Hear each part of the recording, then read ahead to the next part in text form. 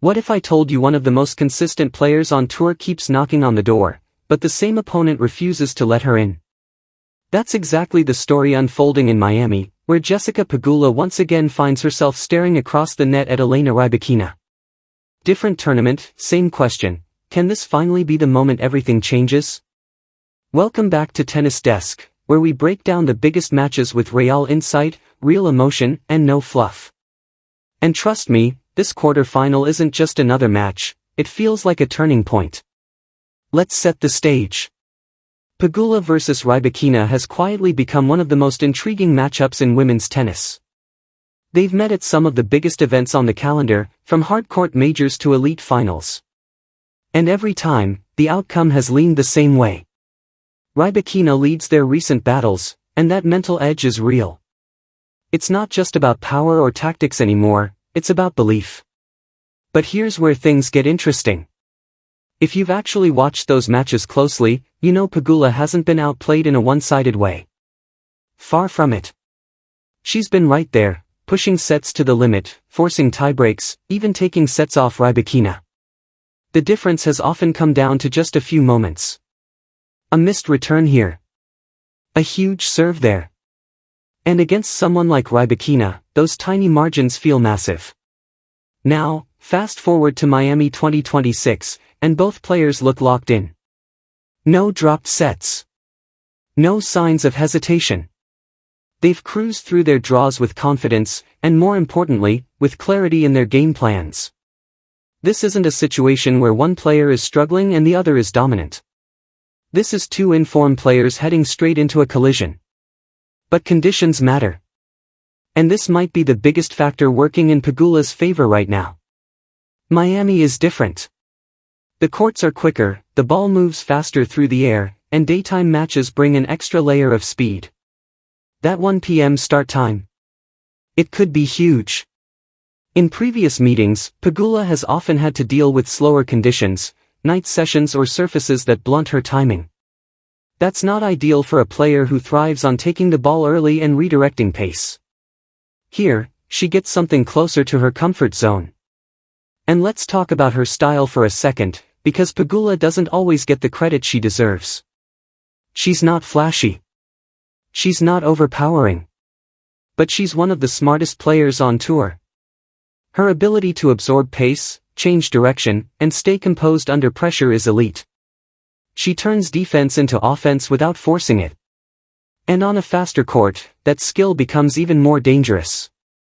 The question is, can that be enough against Rybakina? Because Rybakina brings something completely different. Her serve is one of the biggest weapons in the game. It's not just powerful, it's precise. Free points come easily, and that takes pressure off every other part of her game. Then you add her ground strokes, flat, penetrating, and deceptively effortless, and suddenly you're dealing with a player who can end rallies before they even develop. What makes her especially tough against Pegula is how well she handles pace. Pegula likes to redirect and counter, but Rybakina doesn't give her much to work with. The ball comes fast, low, and deep, forcing Pegula to react instead of dictate. That's been the pattern in their past meetings. But here's why this match feels different. Pegula is due. And I don't mean that in a vague, hopeful way.